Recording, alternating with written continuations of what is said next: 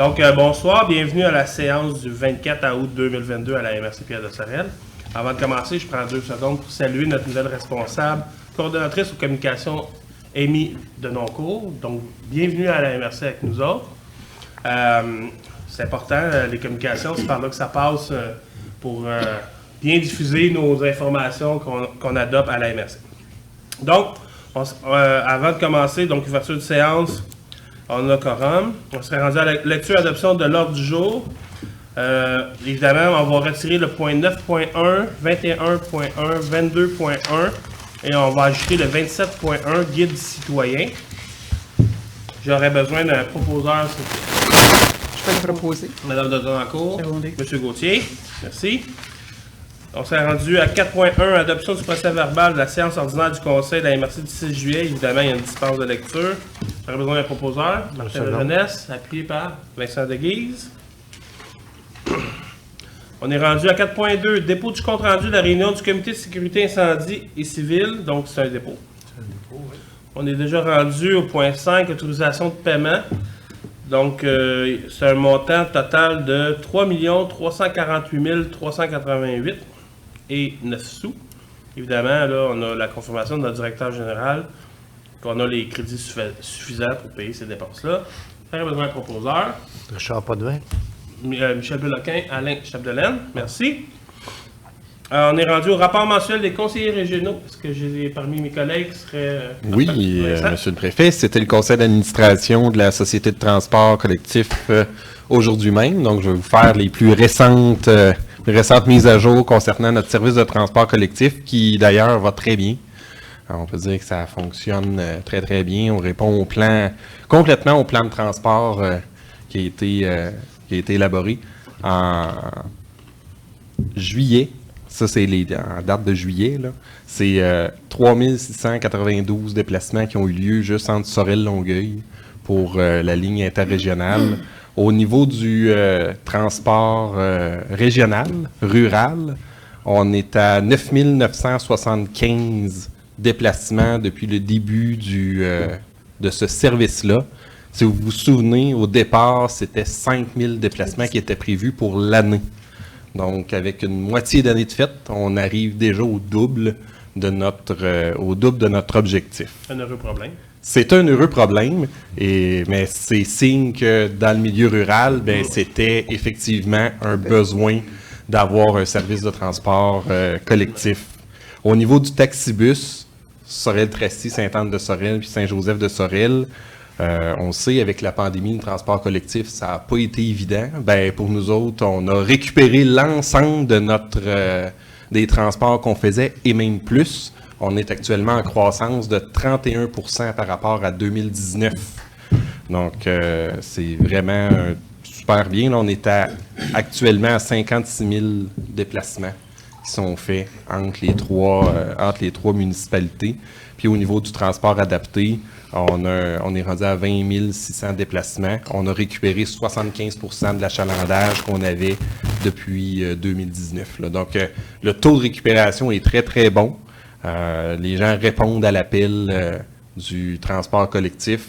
Il faut continuer d'en parler, je pense, dans chacun de nos milieux, chacune de nos municipalités. Puis, ce qui est intéressant, c'est, entre autres, au niveau du transport rural, toutes les municipalités utilisent le transport. Donc, dans chacune des municipalités, il y a eu des transports qui ont été effectués. Bravo, c'est une bonne nouvelle. Oui, est-ce que j'ai d'autres conseillers régionaux qui voulaient prendre la parole? Ça va? On serait rendu à 7.1.1, avis de la MRC sur les documents d'urbanisme municipaux. Donc, on a plusieurs municipalités, on a 2. Donc, on a la municipalité de Massiville pour commencer. Oui, alors, c'est dans le fond, je vais traiter les deux items en même temps. Ça concerne la même chose, mais vous pourrez adopter 2 résolutions.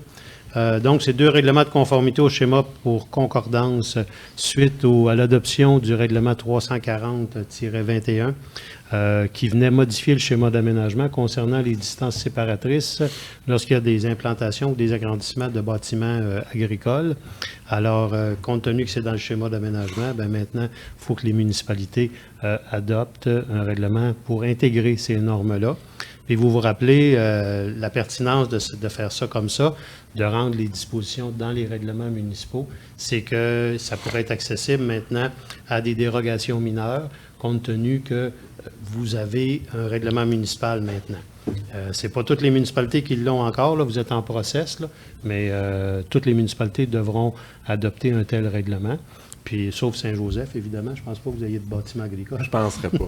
Je penserais pas qu'il y en ait non plus bientôt. Fait qu'à partir de là, dans le fond, la concordance, c'est que avant ça s'appliquait dans le règlement de contrôle intérimaire, puis la MRC ne peut pas appliquer de distance séparatrice, dans le fond, des amortissements, mettons, comment on appelle ça déjà, là, pour règlement d'urbanisme, là, des dérogations mineures. La MRC, dans le règlement de contrôle intérimaire, ne pouvait pas appliquer de dérogations mineures. Fait que des fois, il fallait qu'on dise non à un projet pour une raison de quelques mètres, mettons, alors que ça pourrait être accepté via vos municipalités par rapport aux dérogations mineures. Fait que c'est un assouplissement qui est rendu nécessaire. Puis suite à ça, sous peu, vous aviez convenu aussi, sous peu, on va vous présenter le projet d'entente pour justement que ce soit la MRC via Benoît Jolicoeur qui analyse vos demandes, mais Benoît, lui, ferait juste un rapport d'analyse à vos conseils municipaux pour que vous soyez complètement autonome dans le traitement des demandes. Fait que c'est à partir de là, c'est ce qu'on avait convenu. Fait que comme ça va faire en sorte que l'application va se faire de façon uniforme. L'analyse des demandes va se faire de la même façon partout. Puis vous demeurez autonome dans chacune de vos municipalités. Fait que les deux règlements que André-Lyne a analysés, ça porte sur la même chose pour chacune de ces deux municipalités-là. Puis on va en avoir d'autres à traiter là, dans les prochains conseils sur le même sujet. Parfait. Donc, j'ai besoin d'un proposeur. M. Potvin. Pour Massuville. M. Gauthier. Pour Massuville. Pour Saint-Robert, même enjeu. Marie Léveillé. Denis Benoît, merci. 7.2. Nomination de représentant de la MRC au comité consultatif. Évidemment, avec le départ de M. Péloquin. C'est M. Péloquin qui était membre de ce comité-là pour la Ville-Centre. Donc, évidemment, il y a lieu de remplacer M. Péloquin. Donc, par cette résolution-là, on veut nommer M. Martin Lajeunesse à titre de représentant de la MRC au poste numéro 4 du comité consultatif agricole, et ça jusqu'en novembre 2022. Donc, j'aurais besoin d'un proposeur, s'il vous plaît. Je propose. Gilles Salva, Alex Chapdelaine, merci.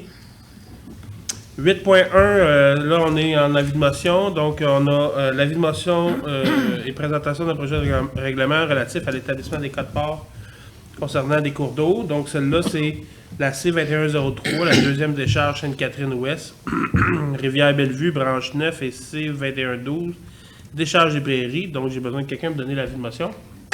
Monsieur Potvin, merci.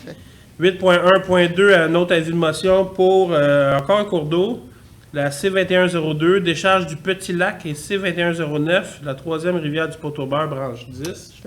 Madame de Torancourt donne l'avis de motion, merci. On est rendu à 8.1.3, un autre avis de motion pour un cours d'eau qui est le C2008, qui est le cours d'eau Pocasso, branche 15. Saint-David. À Saint-David. Gilles Salva, merci. Donc, c'est des avis de motion qui vont nous amener à la prochaine séance. 9.1, c'était enlevé. On est rendu à 10.1, autorisation de signature de l'avenant de l'entente sectorielle de développement pour une meilleure accessibilité au monde agricole en Montérégie par l'ARTER. Exact, oui. Alors, c'est l'entente qu'on avait. Nous, on est partenaire dans cette entente-là avec deux autres MRC depuis les débuts, il y a quelques années. C'est une entente qui origine de la table de concertation des préfets de la Montérégie. Depuis ce temps-là, il y a deux MRC qui sont ajoutés. La MRC de Haute-Yamaska et du Haut-Saint-Laurent. Puis là, cette année, il y a la MRC du Haut-Richelieu qui s'ajoute aussi. Fait qu'à toutes les fois qu'il y a toujours un avenant, toutes les fois qu'il y a des ajouts, ça implique une modification de l'entente. Donc, ça prendrait une proposition pour accepter. Et puis, en même temps, compte tenu qu'il y a plus de partenaires, le montant, la contribution de la MRC diminue aussi un peu. Donc, à partir de là, c'est le fun. On est de plus en plus de monde. Puis, pour ceux qui le savent moins, l'ARTER, c'est un projet qui a pour objectif de faciliter la vente ou la passation des entreprises agricoles à une personne vers l'autre ou une entreprise vers l'autre entreprise. puis les gens de l'artère accompagnent autant l'acquérant que le cédant pour que ça se fasse de façon optimale. Puis c'est un bon coup de main qu'ils donnent, en tout cas selon les témoignages qu'on a eus. Puis à ce jour, on a eu deux jumelages, dont un très récent. Fait que c'est quand même intéressant. Ça fonctionne. Ça fonctionne, oui. Donc, on a besoin d'un proposeur. Gilles Salva, appuyé par Michel Aucoin. Merci. 11.1, composition du comité régional culturel. Donc, évidemment, modification de la résolution 2021-11-351. Je peux faire la liste des membres qui vont composer le prochain comité de la régionale culturelle. Il y a 2 élus, dont M. Richard Gauthier, qui va siéger avec moi comme élu. Au niveau des élus, des élus municipaux ou des représentants des comités des loisirs et culture, il y a Mme Joliane de Tonancourt à Saint-David, Mme Catherine Fauché à Sainte-Victoire de Sorel, Mme Julie Gauthier-Lafont, qui va être la représentante pour la ville de Sorel-Tracy, Mme Marie-Ève Marcoux, qui est pour Sainte-Anne-de-Sorel, qui est responsable des loisirs et culture, Mme Nancy Yell, qui occupe le même poste, mais à Saint-Joseph, avec Mme Ginette Richard comme substitut quand Mme Yell sera absente. Et il y aura aussi M. David Lesiège, qui va être le représentant du milieu œuvrant au sein d'un organisme communautaire, soit le CDC. Mme Karine Généreux, qui va être la représentante du milieu d'éducation, qui est du centre de service scolaire. Mme Odette Langlois, qui est l'artiste qui est originaire de Saint-Aimé, qui va être au niveau pour la représentation au niveau artistique. Et M. Luc Martel, qui est le représentant du milieu des affaires, qui va être le directeur de la Chambre de commerce. Et M. Alain Larouche, qui est le représentant d'un organisme culturel qui remplace Mme Marie-Josée Bourbonnais, qui était là, d'Azimut Diffusion. Ça ouvre tout le monde, donc j'aurais besoin d'un proposeur. Richard Potvin, Martin Lajeunesse, merci. Donc, 11.2, autorisation de signature de l'avenant 2 à l'entente de partenariat territorial en lien avec la collectivité de la Montérégie, le CALC. Donc, on est encore en culture. Exact. Et puis, dans le fond, c'est qu'il y a plusieurs partenaires de cette entente-là. On est partenaires, nous, depuis 2020, de mémoire. Et puis, on a déjà bonifié, nous aussi, la contribution de la MRC. C'est une entente avec le CALC et les MRC de la Montérégie, donc pour permettre aux intervenants et artistes culturels de la MRC de présenter des projets dans le cadre, puis essayer de tenter d'avoir des contributions financières là-dessus. Et puis à partir de là, nous, comme je disais tantôt, on a doublé la contribution de 5 à 10 000 pour les années 2021 et 2022, et les suivantes aussi. Puis là, il y a d'autres partenaires cette année qui ont également augmenté leur contribution financière. Ça implique un avenant, l'avenant numéro 2. Et puis, il s'agirait d'avoir une résolution pour autoriser la signature. Je tiens à préciser aussi que depuis qu'on est au niveau culturel à 12, les artistes de Sorel-Tracy qui étaient comme en pénalité, mettons, ne le sont pas, donc pourront appliquer à cette... Effectivement, oui. Donc, proposé par Mme de Tonancourt, appuyé par Vincent Deguise, merci. 11.3, demande d'un organisme lié à une contribution financière pour un projet. Donc, on a reçu une demande de contribution de l'Ardoise, qui est un lecturoton. Oui, c'est ça. C'est une activité qui va se tenir dans le cadre du projet Octobre, le mois des mots. Et puis, l'Ardoise nous sollicite, là, dans le fond, la MRC, pour une contribution financière dans le cadre du projet Lecturoton. Vous savez que l'Ardoise, c'est un organisme qui... œuvre dans le monde pour contrer l'analphabétisation. Et puis, avec ça, les sommes qu'ils vont faire durant cette journée-là, dans le fond, c'est que les partenaires financiers réservent un bloc d'1 heure. Durant cette heure-là, leurs représentants vont pouvoir aller faire une lecture auprès des gens. Et puis, à partir de là, l'ensemble des sommes va servir à augmenter les services de l'Ardoise pour répondre davantage aux besoins des membres. Alors, c'est dans ce contexte-là, la subvention demandée, c'est 500 $. Besoin d'un proposeur. Mme de Tonancourt, appuyé par M. Denis Benoît. Merci.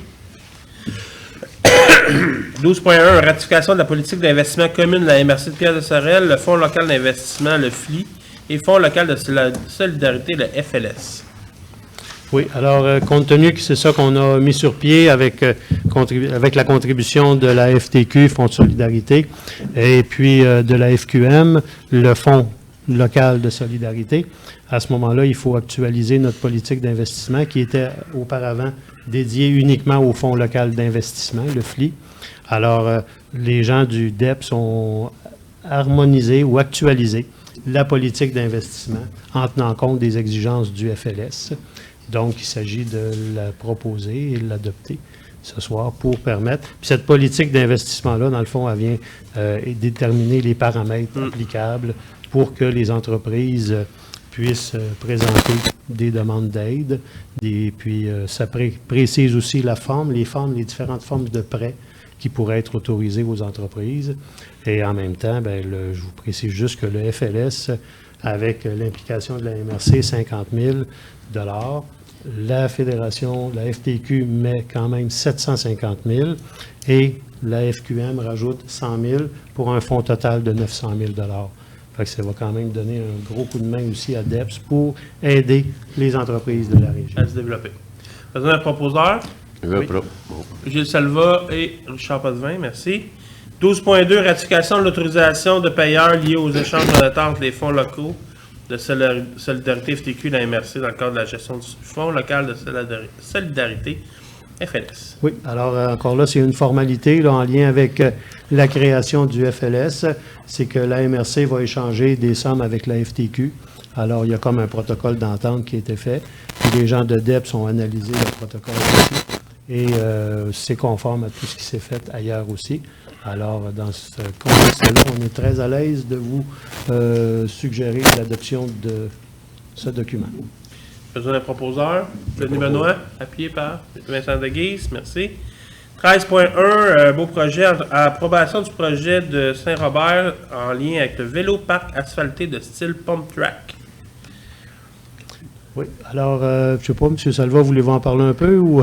je peux dire rapidement, c'est une demande naturellement des citoyens, mais des jeunes citoyens de 8 à 12 ans qui se sont présentés à l'Assemblée, au Conseil, l'Assemblée du mois et au printemps pour nous demander justement la construction d'un pump track. Ils nous ont emmené des photos, des plans. Puis on a été heureux le mois passé de leur dire que oui, on allait de l'avant, qu'on avait trouvé le financement, puis la réalisation, le contrat est à donner et c'était asphalté tout récemment. Là. Bravo. Fait que c'est Donc, nous, on a une subvention de 52 756 qui est pris dans l'enveloppe de Saint-Robert. Là. Donc, c'est votre argent à vous. Donc, ça me prend une résolution pour pouvoir décaisser. Alex Chapdelaine, Michel Peloquin, bravo. Beau projet, ça rend jaloux. Je voudrais juste rajouter que la lettre du jeune qui représentait ses confrères et consoeurs ou ses amis était très, très agréable à lire. Oui, une pétition. La relève, mon Gilles, la relève. Oui. Un jeune de 10 ans qui fait la demande au maire. Exact. Oui. C'est le fun, ça. 14.1, un contrat d'entretien ménager du centre administratif de la MRC. Oui, alors c'est ça, le contrat venait à récemment. Et puis à partir de là, les gens ont demandé, Sonia et Joanie, ont demandé des prix à 3 entreprises. Et c'est la société Perform qui a présenté le prix le plus bas. Alors, pour un contrat de 2 ans, vous avez les modalités, les précisions en termes de montant. C'est un montant d'à peu près 24 000 par année. Par année, oui. C'est ça. À partir de là, ça prendra une résolution pour formaliser l'octroi du contrat. Parfait. Donc, j'ai besoin d'un proposeur. Charles Potvin. Martin Lajeunesse, merci. 14.2, autorisation de publier un appel d'offres pour l'étude de la mobilité des transports. Oui, alors on est rendu là. On a reçu le projet de devis de la Fédération québécoise des municipalités. On avait conclu une entente avec eux pour qu'ils élaborent le devis d'appel d'offres. Alors, il reste les vérifications à faire.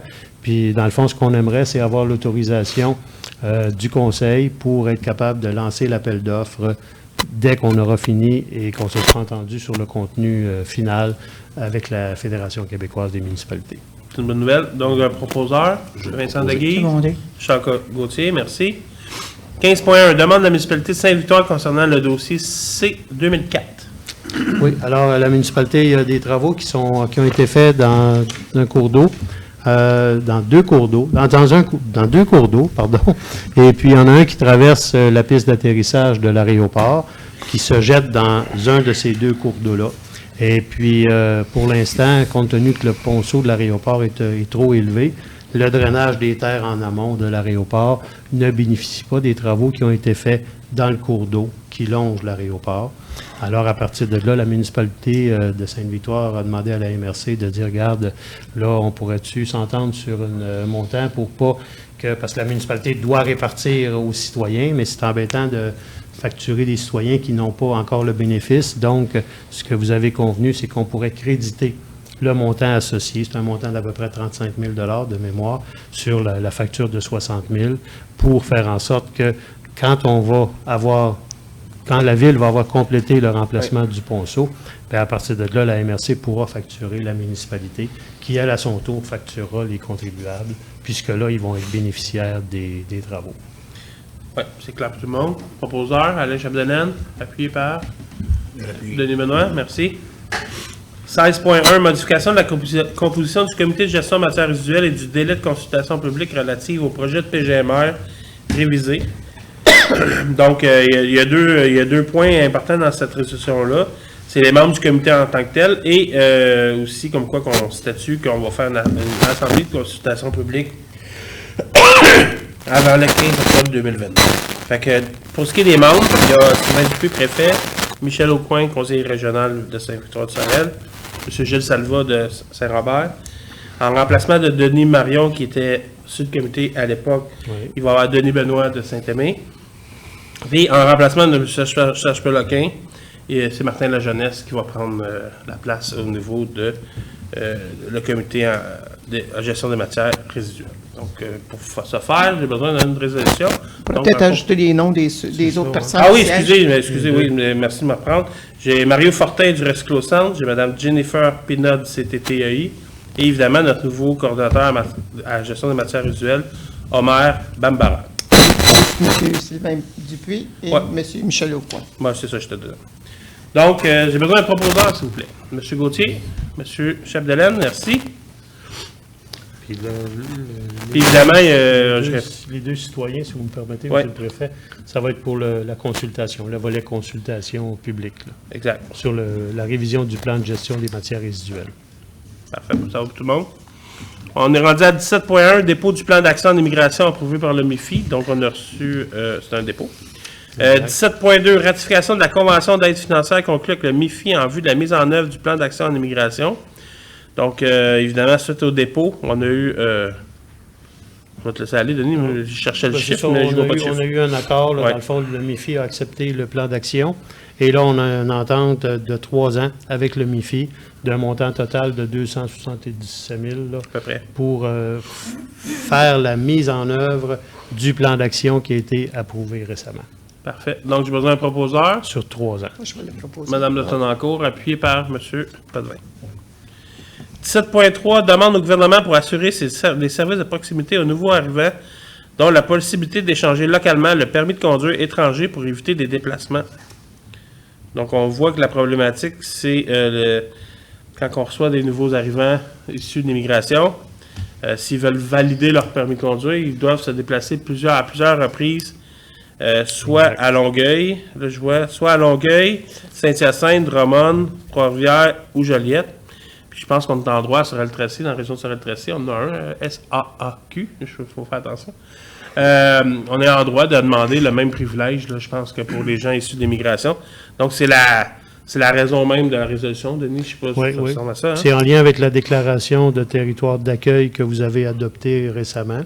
Puis ça va permettre justement aux nouveaux arrivants là, d'éviter d'avoir à se déplacer à l'extérieur pour avoir une confirmation. Parce qu'on parle d'un déplacement de 2-3 reprises, là, entre validation, test théorique, test pratique, donc ça ne finit plus. Là. Exact. Là. Ça va faciliter de beaucoup les démarches puis l'intégration des différentes personnes qui vont arriver dans le coin. Ça va pour tout le monde. Donc, j'ai besoin d'un proposeur. M. Denis Benoît, Michel Peloquin. Merci. 18.1, dépôt du compte de rendu des rencontres de consultation liées au plan régional de milieu naturel. Donc, c'est un dépôt.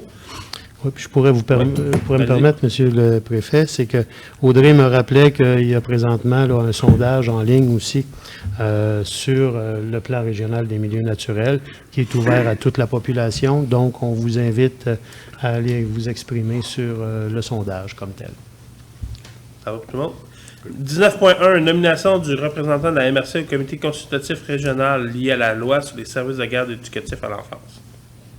Oui, bien, M. le Préfet, c'est ça, vous étiez déjà sur le comité là-dessus pour représenter la table de concertation des préfets de la Montérégie depuis quelques années. Et puis là, on a reçu une lettre du ministre comme quoi il apprécierait si vous étiez encore le représentant sur un comité pour la Montérégie-Est afin de favoriser toute la mise en œuvre des nouvelles dispositions légales pour les centres de petite enfance.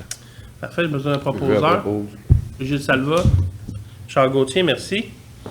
19.2, nomination d'un membre au comité administratif, comité de suivi budgétaire.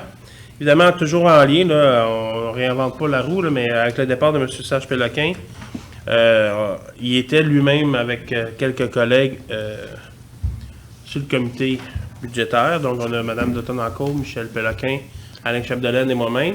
Oui. Et il y avait Serge Péloquin. Donc, avec le départ de Serge Péloquin, on va nommer Martin Lajeunesse pour venir travailler avec nous le prochain budget 2023 de la MRC. Donc, j'ai besoin d'un proposeur, s'il vous plaît, Michel Péloquin et Vincent Deguise. 20.1, établissement de la valeur uniformisée maximale d'un bâtiment municipal dans le cadre du programme Réno-Région. Oui, alors c'est ça, la Société d'habitation du Québec révise régulièrement là, le seuil maximum de la valeur des bâtiments qui sont admissibles au programme de rénovation qui sont appliqués par la MRC. Et puis, entre autres, le programme là, en question, là, qui, compte tenu que l'évaluation foncière augmente d'année en année partout, bien, l'ajustement se fait en lien avec ça. Puis là, la valeur sera de 150 000 $, la nouvelle valeur. Puis ils ont aussi ajusté d'autres critères monétaires pour justement là, au niveau des salaires des gens qui pourraient être admissibles. Puis la contribution maximale aussi et minimale pour les travaux. Je vais proposer. Parfait. Madame Dautonencourt. Michel Aucoin. Merci. Excusez-moi. 21.2. Remerciements à Mme Joséanne Bergeron et Béritan ORD. Donc, évidemment, ces deux employés-là, ils nous ont quittés en juin 2022. Donc, Joséanne Bergeron, qui était coordonnatrice de communication depuis plusieurs années. J'ai 11, mais c'est probablement plus. Oui, c'est autour. 11. Et Béritan ORD, qui était là à peu près depuis 1 an ou 2. Considérant qu'il y a lieu de remercier ses employés pour leurs précieuses contributions, considérant que Mme Bergeron a accumulé près de 10 ans de service à la MRC comme responsable de communication et qu'elle a quitté son emploi afin de poursuivre sa carrière dans une autre région, considérant que Mme ORD a été responsable du dossier d'immigration pendant presque 1 an et qu'elle a quitté la MRC afin de se rapprocher de son lieu de résidence pour y travailler et poursuivre ses études, donc on parle de Montréal. Considérant la reconnaissance du Conseil de la MRC pour leur dévouement, leur loyauté, leur engagement, leur intégrité et leur grand professionnalisme. Évidemment, je pense que le Conseil de la MRC remercie chaleureusement Mme Joséanne Bergeron et Béritan ORD pour l'excellent travail qu'elles ont effectué au sein de la MRC et leur souhaite beaucoup de succès et de beaux défis dans leurs projets futurs. Je vais proposer. Mme Dautonencourt, Vincent Deguise, merci. 21.3, donc évidemment avec des départs, il y a des arrivées. Informations relatives aux embauches, communication et immigration. Au niveau des communications, bien, vous avez présenté au Conseil tantôt Amy, notre nouvelle coordonnatrice aux communications, Amy Denoncourt, et elle est arrivée en poste il y a quelques semaines et elle habitait déjà dans la région. Et elle est avec nous avec enthousiasme. Et puis, il y aura bientôt Sika Gauthier à Daumont, qui est présentement, qui travaille dans le coin de l'Apocatière. Puis, ce monsieur a une maîtrise en projet, développement de projet. Et puis, il y en a une aussi en France, une maîtrise qu'il a obtenue en France. Il est au Canada depuis 2017. Puis, là-bas, il a travaillé aussi avec les MRC et aussi dans les projets Alliance. Vous vous rappelez, ici en Montérégie, on a bénéficié aussi des projets Alliance et de l'aide financière. Puis il connaît évidemment beaucoup les besoins des nouveaux arrivants. Fait que c'est la personne qui s'est démarquée là, au niveau des entrevues que nous avons passées. La bonne nouvelle, c'est qu'il vient avec sa famille, donc on va accueillir 5 citoyens. Il cherche une place pour, évidemment, il cherche une place pour rester. Donc, si jamais vous avez un appartement disponible, oui. C'est le temps de nous faire signe. Donc, ça, c'est 21.3. 22.2, suivi la recommandation. Juste oui. 21.1. On l'a enlevé. Non, c'était 22.1 Ah, qu'on a excuse. enlevé. Oui, c'est ça, 21.1. Ah, c'est désolé. l'assurance collective. Adhésion au programme. Excusez, moi je l'ai enlevé tantôt. OK. Adhésion au programme d'assurance collective de la FQM et confirmation de souscription au contrat d'assurance collective s'y rattachant. C'est ça, bien évidemment. Regardez, on a une entente avec la FQM. Et puis, eux autres sont retournés en appel d'offres. Puis là, avant, on était avec la capitale via la FQM. Maintenant, on est avec Desjardins. Tout le volet assurance collective. Là. Alors, ça prendrait une résolution. Là. Vous en aviez adopté une similaire il y a quelque temps, mais on se doit d'adopter le texte précis fourni par la Fédération. Parfait. Michel Pellequin, Richard Gauthier, merci. Donc, Richard Potvin, excuse. J'avais vraiment regardé Richard Potvin. Il n'y a pas de faute. 22.2, suivi la recommandation du CRRCIC concernant la chaîne d'entraide d'urgence destinée aux ménages en cas de sinistre. Oui, bien c'est ça. Tout le monde sait que, dans le fond, quand il y a un sinistre majeur dans une habitation, bien, la Croix-Rouge est là pour supporter les victimes, les gens qui perdent dans tout ça, par des mesures sociales. Mais c'est la Croix-Rouge, après 2 jours ou 3 jours, elle n'est plus sur le terrain. Donc, la volonté du Comité régional de sécurité incendie et civile, ça a été de demander à Mario Lacombe, le coordonnateur en sécurité incendie, et à Véronique Massé, la coordonnatrice pour la famille et les aînés, de trouver une solution pour aider les sinistrés dans ces cas-là. Et puis, à partir de là, il y a eu l'implication de plusieurs organismes de la région, table de développement social Pierre de Sorel. Il y a aussi la Corporation de développement communautaire, la table de concertation en habitation. Et à partir de là, le CISM aussi de la Montérégie-Est et le service d'incendie de Sorel-Tracy s'est impliqué dans tout ça. Et puis, à partir de là, bien, le Comité régional de sécurité incendie civile vous recommande d'appuyer la chaîne d'entraide d'urgence qui va être mise sur pied. Puis Mario et Véronique seraient mandatés par vous pour représenter la MRC au comité, dans le fond, qui va être chargé qui va être associé à cette chaîne d'urgence, d'entraide, pour demander des subventions éventuellement. Puis la chambre d'aide, la chaîne d'entraide, pardon, elle est présentée dans tout l'organigramme lié à ça, dans le document là, du Conseil sans papier. Et à partir de là, c'est une belle initiative pour pallier justement, là, quand les gens sont victimes d'un sinistre, bien, ils disent, regarde, il faut qu'on les supporte On peut plus. partager notre monde, on peut les accompagner. Donc, ça prendra un proposeur. Martin Lajeunesse, Richard Gauthier. Merci. On est rendu à quelque chose d'innovant. 22.3, demande du CRSIC concernant l'acquisition d'équipements de formation virtuelle en gestion d'intervention pour les officiers pompiers. Oui, c'est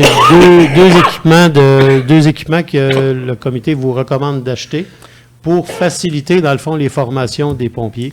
Au lieu d'être, dans le fond, de simuler d'une façon réelle un incendie, puis qui interviennent, puis que ça implique beaucoup de frais et autant de nettoyage. Et en même temps, ben c'est laborieux de préparer tout ça. Fait que là, avec un casque virtuel, ben, les gens vont pouvoir participer via une simulation virtuelle à un incendie, puis ils vont pouvoir développer des pratiques beaucoup plus applicables, puis ça va optimiser, dans le fond, les formations de vos services d'incendie à travers le territoire de la MRC qui couvre et qui vous desservent, dans le fond. Puis les équipements seraient à la MRC, et à partir de là, Mario va gérer tout ça, puis il va coordonner aussi les formations en lien avec tout ça, parce que vos services pourront demander d'avoir les 2 appareils, les 2 virtuels. Puis ensuite aussi, il y a possibilité d'avoir, probablement dans le fonds région ruralité, volet collaboration intermunicipale, une subvention importante pour pallier et réduire de beaucoup la facture pour ces équipements-là. Fait que dans le fond, c'est un projet très constructif et innovant aussi, comme vous avez dit. Cette résolution-là, c'est vraiment un projet innovant. C'est genre en 2022, la réalité virtuelle, pour tester les compétences des officiers dans des actions concrètes. Donc, évidemment, en étant virtuel, mais c'est vraiment la réalité virtuelle. On est vraiment dans ce concept. Ça va donc besoin d'un proposeur, Richard Gauthier, appuyé par Alain Chapdelaine. 22.4. Suivi de la recommandation du CRSIC encore concernant l'élaboration d'une formation en sécurité civile pour 2023. Oui, alors c'est ça, le comité technique et le comité de sécurité incendie aussi ont discuté de la possibilité de créer une formation pour les directeurs généraux et les représentants des municipalités pour le volet sécurité civile.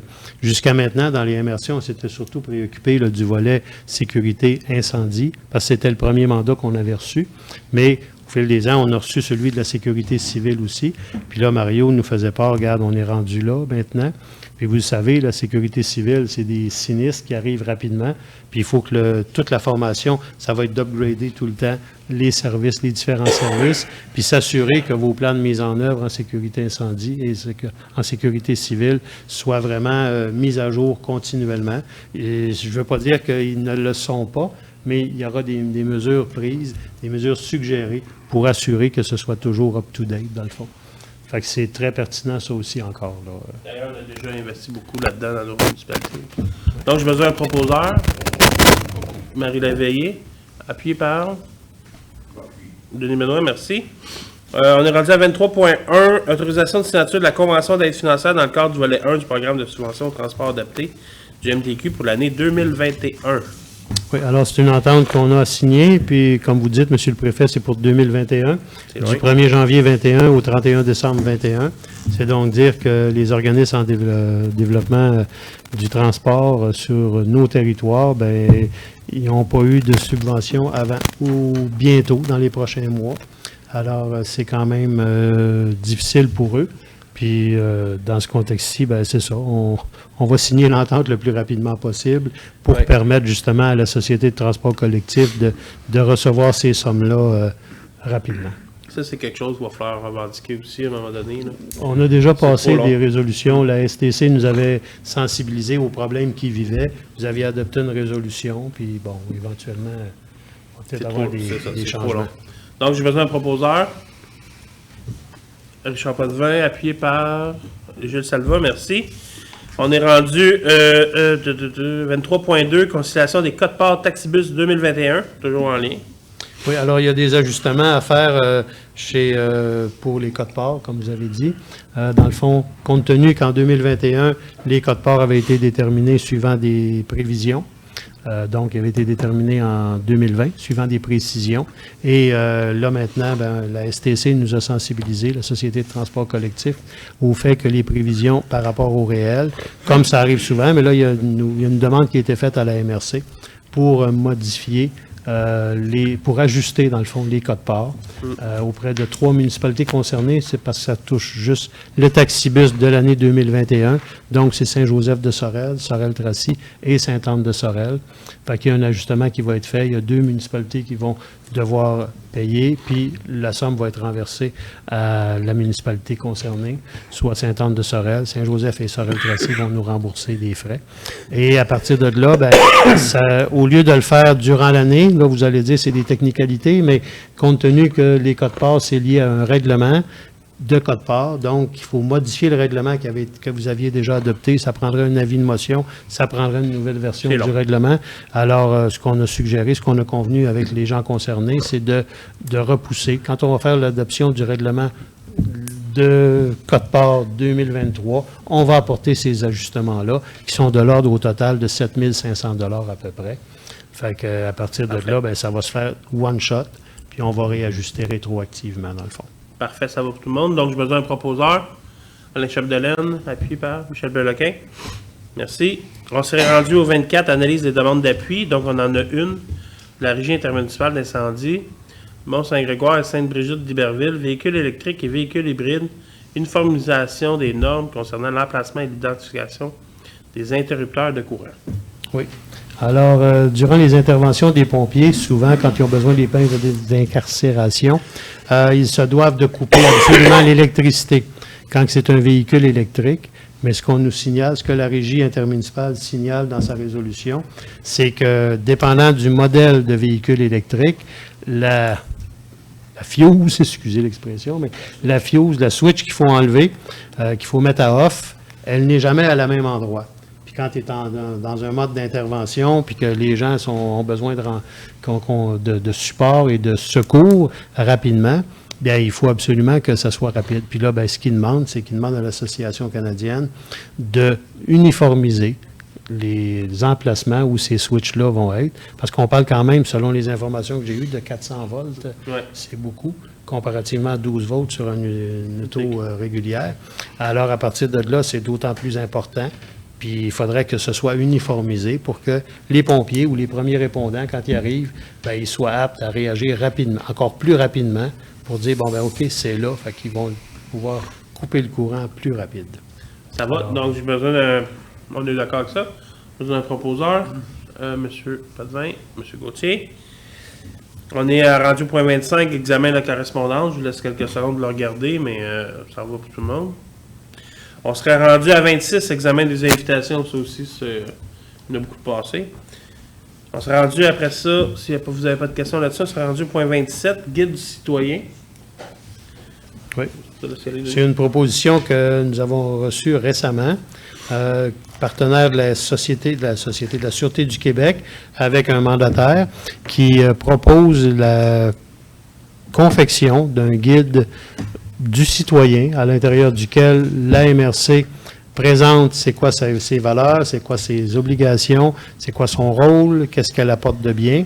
Et les municipalités, on parle aussi du territoire, on décrit le territoire, on décrit les réalisations qu'on a, les compétences que nous avons, soit obligatoires ou facultatives. Donc, on décrit le milieu. Ça va être acheminé, le nom le dit, guide du citoyen. Ça va être remis à chaque maison, chaque porte de la MRC. Et puis, à partir de là, le mandataire via la SQ, c'est lui qui a la responsabilité pour son financement. Ça ne coûte rien à la MRC, sauf la distribution postale lorsque ça sera fait. Puis, on collabore avec... Amy va collaborer là-dessus. Exact. Et puis, à partir de là, bien, ça va être intéressant.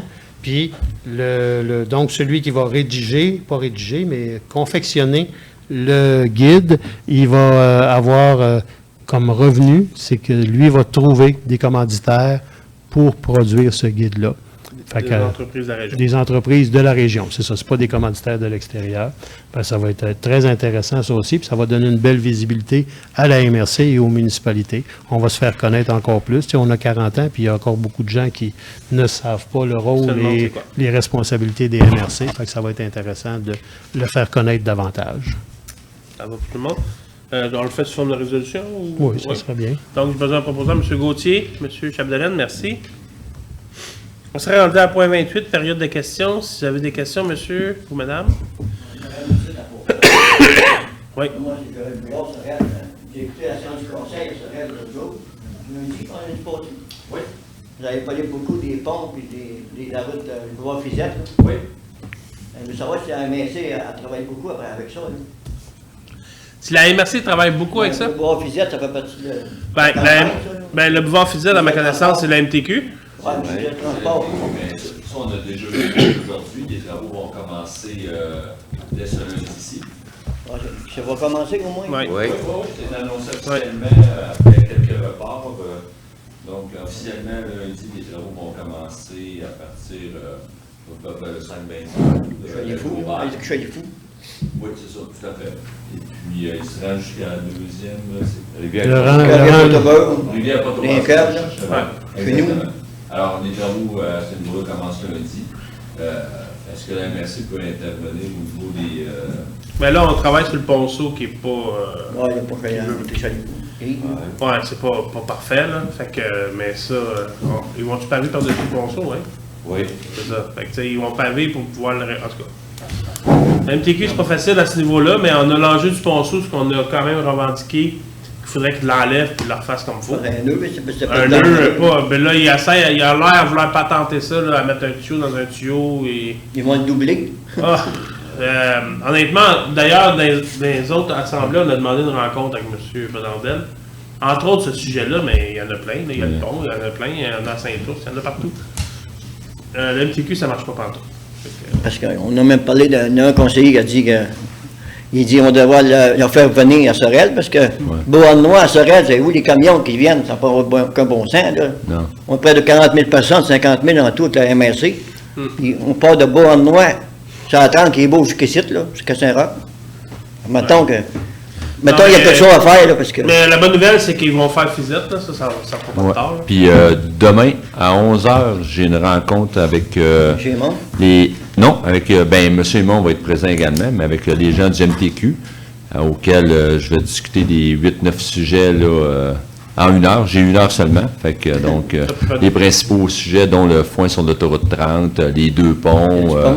Donc, on a plusieurs sujets en 1 heure à régler. Alors, donc, c'est demain à 11h. Quand vous parlez de le pont de Turcotte, là, c'est qui est, mettons, qui ouvre les chemins sur la ville de Sorel, ou? Non, ça c'est le MTQ, ça. Ouais. Oui. Oui, c'est la 132. C'est la 132. Ils laissent demain, ils vont avoir de la misère à l'ouvrir. Non, c'est ça, ils sont à travailler ça en ce moment parce qu'effectivement, cet hiver, ça ne pourra pas rester là. Mais en tout cas, ils ont plusieurs idées sur la table, puis c'est un des sujets, là. Il y a des bonnes nouvelles au moins. Oui, c'est ça. Il y a 80 000 personnes qui passent à ce boulevard Physique-là. Oh, il y a beaucoup de monde.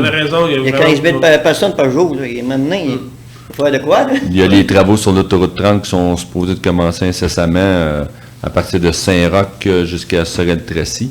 D'ici cet hiver, fin de l'automne, c'est supposé d'être fait ce côté-là. Puis l'été prochain, de Sorel direction jusqu'à Saint-Roch. Alors, mais bon, on fait des suivis à tous ces niveaux-là. Inquiétez-vous pas, on a une bonne liste. On va attendre ça maintenant. Oui. Merci, monsieur. Merci. Madame, est-ce que vous avez une question? Ça va? Donc, on serait rendu à la levée de la séance. J'aurais besoin d'un proposeur, M. Deguise, appuyé par Gilles Salva. Merci. Merci à tout le monde. À la prochaine, on se voit en septembre. La prochaine séance. 14 septembre.